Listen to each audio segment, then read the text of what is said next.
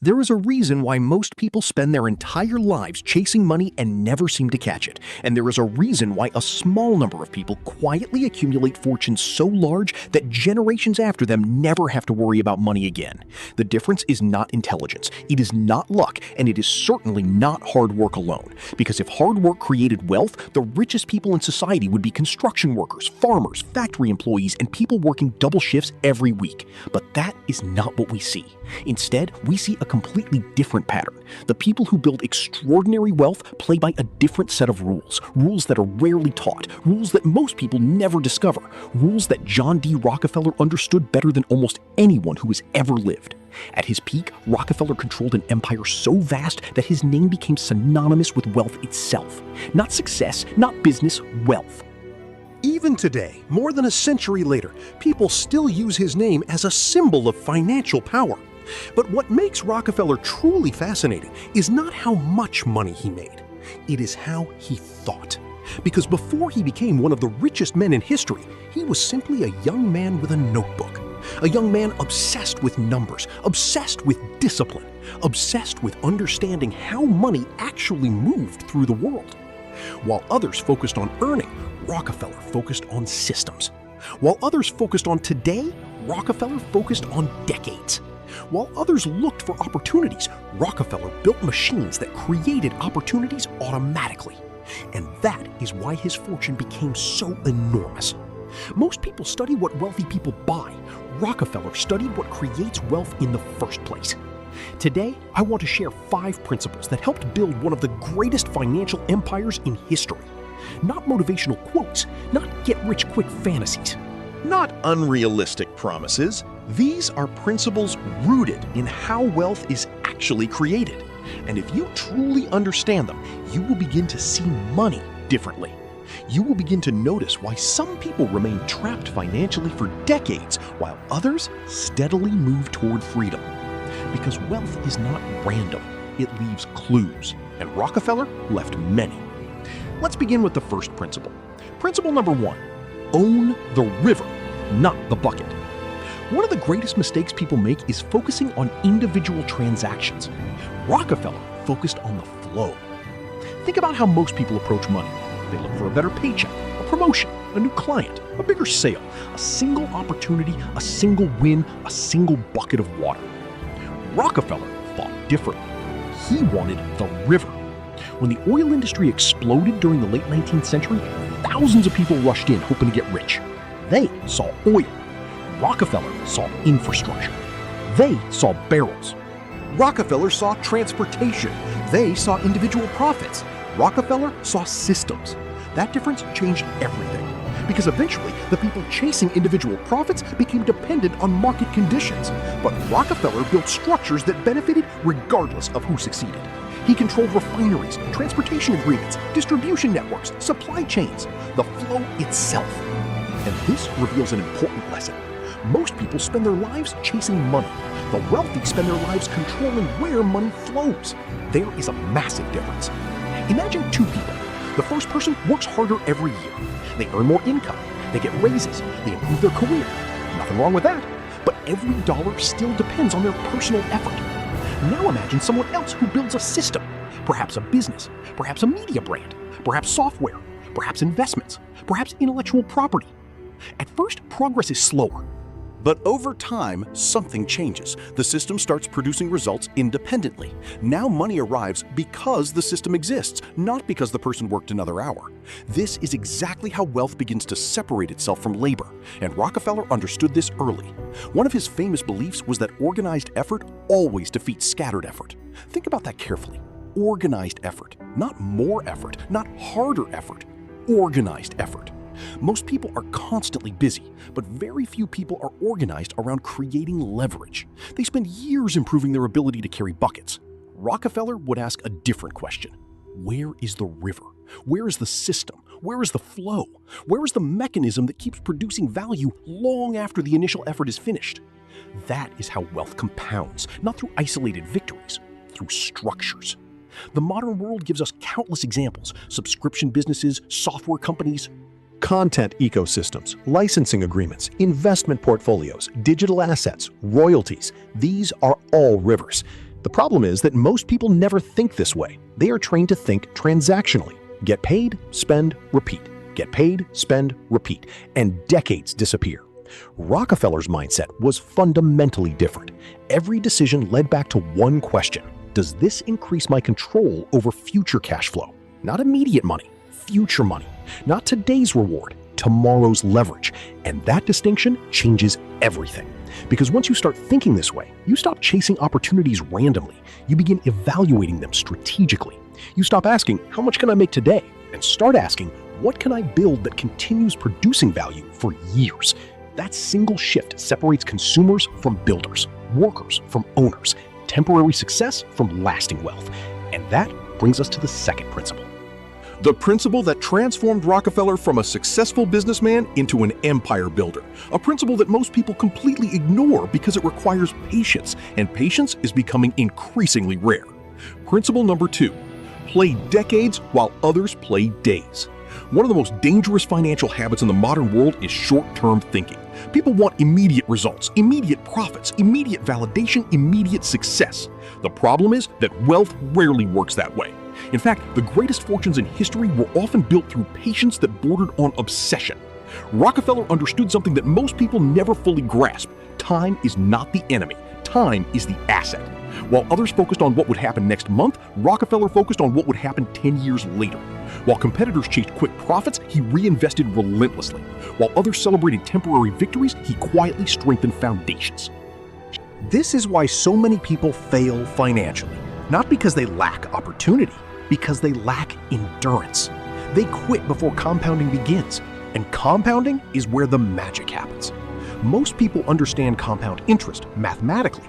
Very few understand it psychologically, because compounding doesn't look impressive in the beginning. For a long time, it looks almost invisible. Tiny gains, small improvements, modest progress. Nothing exciting, nothing viral, nothing that impresses strangers.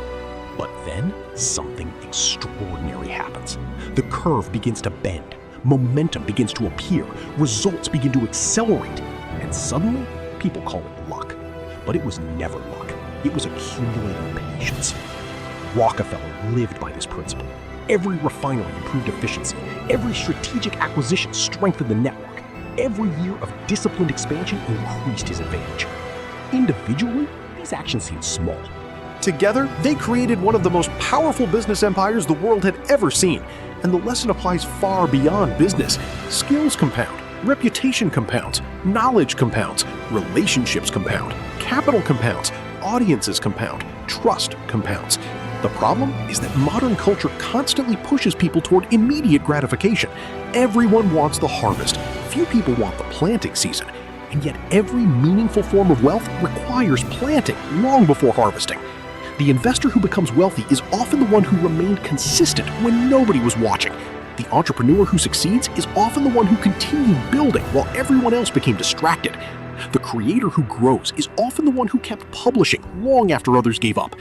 Rockefeller understood this better than almost anyone. He knew that most competitors would eventually defeat themselves through impatience. He simply had to remain disciplined long enough. And that realization contains enormous power, because once you stop measuring progress daily and start measuring it yearly, your entire perspective changes. You become harder to discourage, harder to distract, harder to manipulate. You begin making decisions that your future self will thank you for. And that is precisely where our third principle begins. Because patience alone is not enough. Rockefeller combined patience with something even more powerful, something that transformed steady growth into extraordinary wealth. Something that transformed steady growth into extraordinary wealth. Principle number 3, control before expansion. One of the biggest misconceptions about wealth is that success comes from moving fast. People admire rapid growth, rapid scaling, rapid expansion, rapid success. But Rockefeller understood a different truth. Growth without control is dangerous.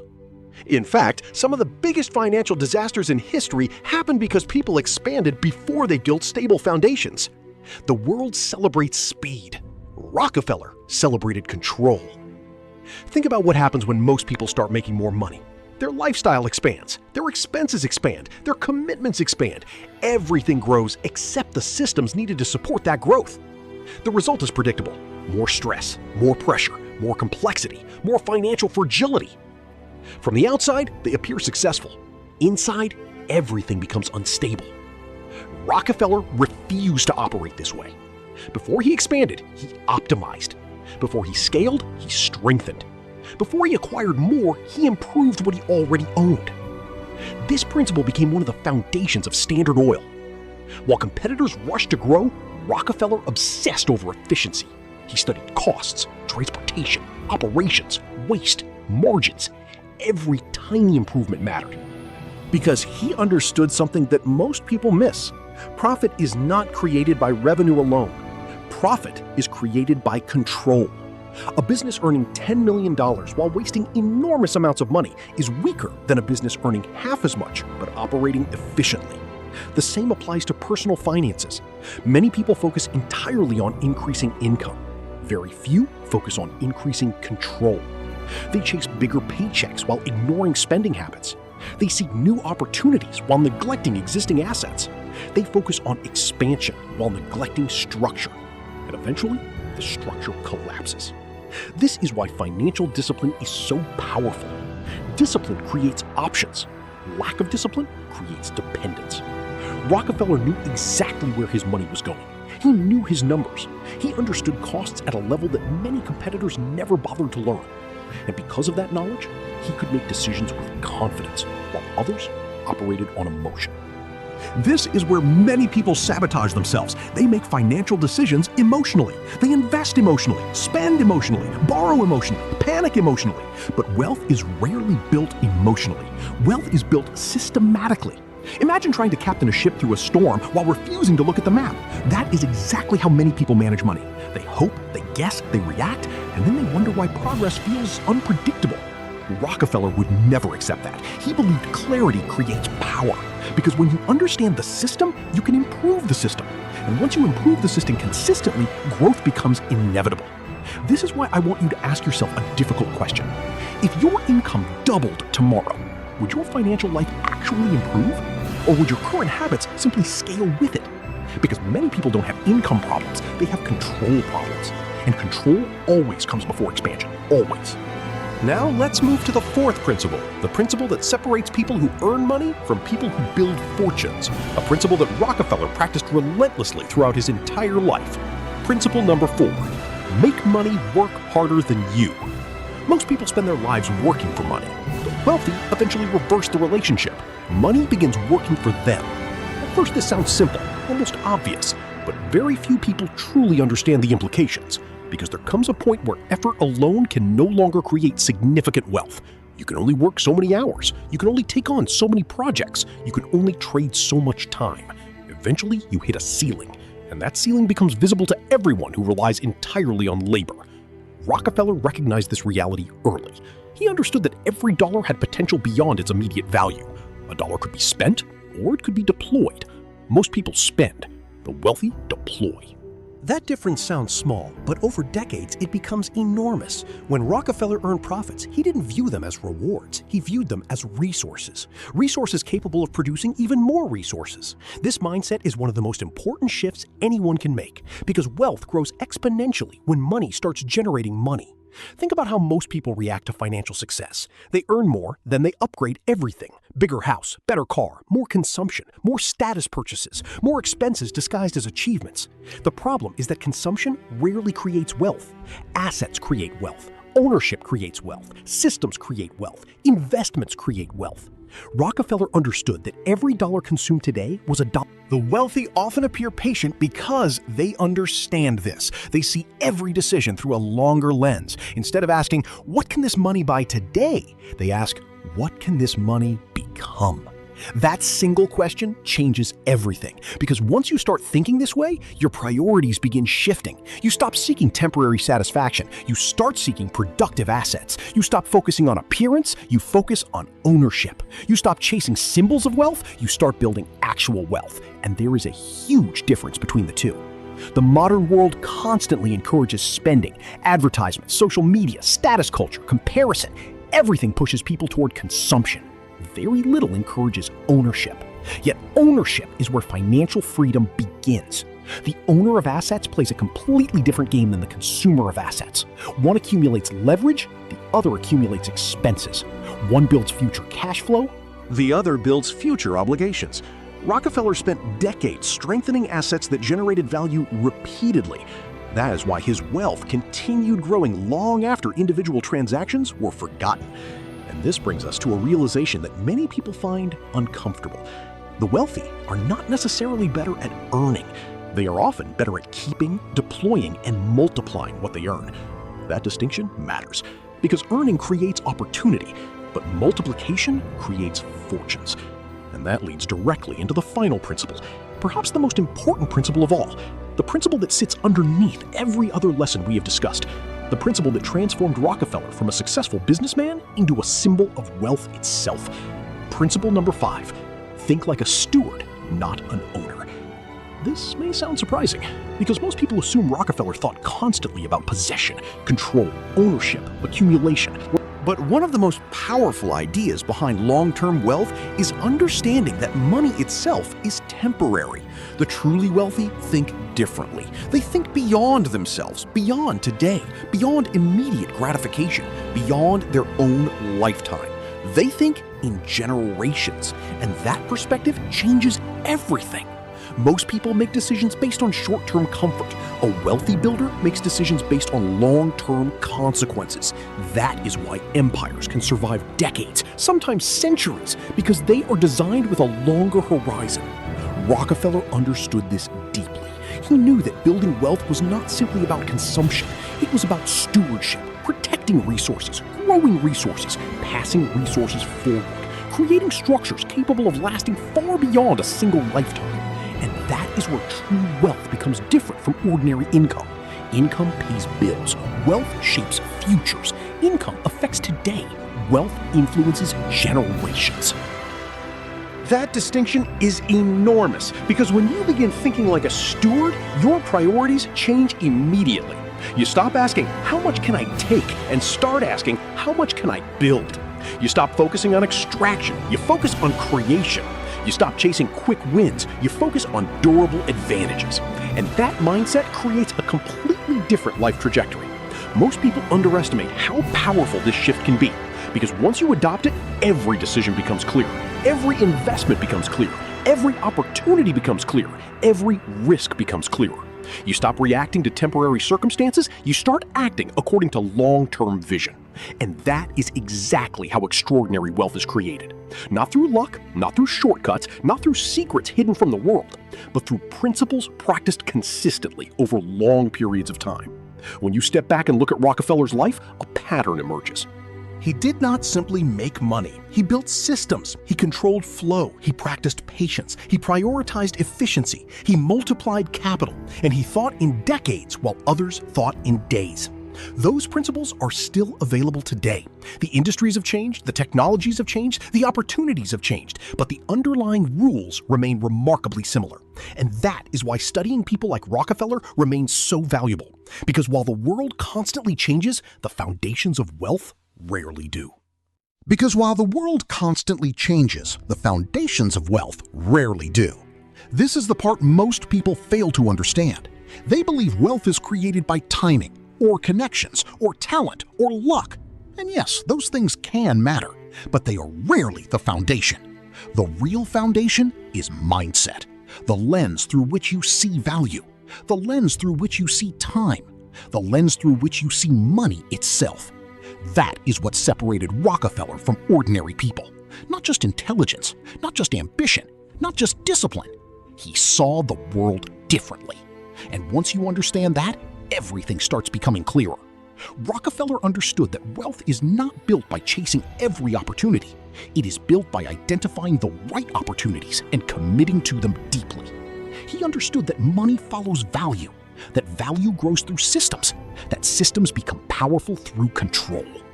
Because while the world constantly changes, the foundations of wealth rarely do.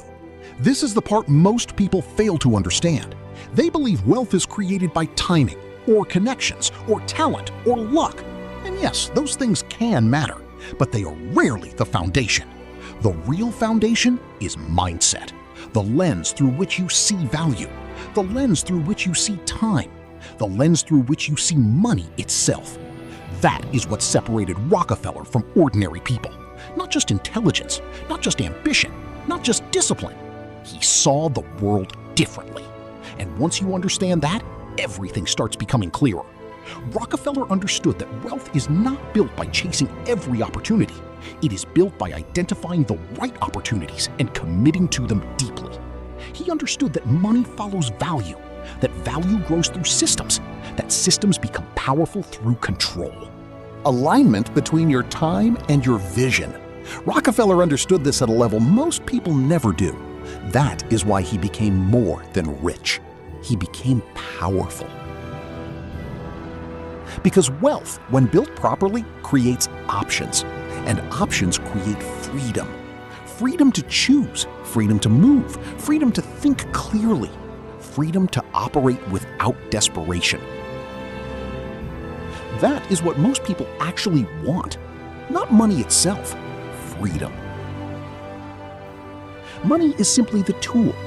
And here is the uncomfortable truth.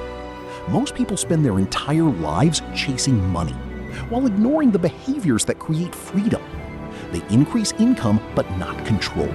They work harder, but build nothing. They earn more, but keep less. They become busier, but not wealthier. And then they wonder why freedom never arrives. Rockefeller's principles expose the problem. If you remember nothing else from this video, remember these 5 lessons. Own the river, not the bucket. Stop chasing isolated wins. Start building systems that create recurring value. Play decades while others play days. The greatest rewards belong to those who think beyond immediate results. Control before expansion. Growth without structure creates fragility. Make money work harder than you. True wealth begins when capital starts compounding independently. Think like a steward, not an owner. Build for the future, not just for today. 5 principles, simple to understand, difficult to master, but incredibly powerful. Because if you apply them consistently, something begins to change. You stop thinking like everyone else. You stop reacting emotionally. You stop chasing short-term validation. You begin operating with clarity, patience, discipline, vision. And that is when the real shift happens. Not in your bank account, in your mind. Because wealth is created twice. First in the mind, then in reality. Everything begins with the way you think. Your actions follow your thinking. Your results follow your actions. Your life follows your patterns. Change the patterns, and eventually the outcomes change too. This is why studying men like Rockefeller matters. Not because we should copy every decision they made, not because history should be romanticized, but because success leaves patterns, and patterns leave lessons. The world today looks different from Rockefeller's era. Different industries, different technologies, different opportunities. But human behavior, human psychology, human nature, that remains remarkably consistent. Fear still exists, greed still exists, discipline still matters, patience still matters, leverage still matters, compounding still matters. The game evolves, but the rules remain surprisingly familiar. And that means something important. The same principles that built empires then can still build extraordinary outcomes now. Maybe not in oil, maybe not in railroads, maybe not in industry. But in whatever field you choose to master, business, investing, media, technology, sales, entrepreneurship, creation, the opportunity is still there. The question is whether you are willing to think differently enough to recognize it. Because the truth is, wealth has never been reserved exclusively for geniuses. It has always favored people with the right mindset. People who can delay gratification. People who can think long-term. People who can stay disciplined when others become emotional. People who build while others consume. People who create while others chase. That is the real difference. And once you understand that, you stop asking the wrong questions. You stop asking, how do I get rich quickly? And start asking, how do I build something valuable? That question changes everything. Because wealth rarely arrives as a reward for wanting money. Wealth usually arrives as a reward for creating value at scale. Rockefeller understood that. The greatest wealth builders always do. And now, the same question applies to you. What are you building? What are you controlling? What are you compounding? What are you sacrificing today for a stronger tomorrow? Because whether you realize it or not, you are already building something. The only question is whether it leads toward freedom or away from it. The future is shaped by what you repeatedly do, not what you occasionally say, not what you occasionally plan, what you repeatedly do. Every habit matters. Every decision matters. Every year matters. Small actions repeated long enough create extraordinary outcomes. That is how wealth is built. Quietly, gradually, then suddenly. And that is the Rockefeller way.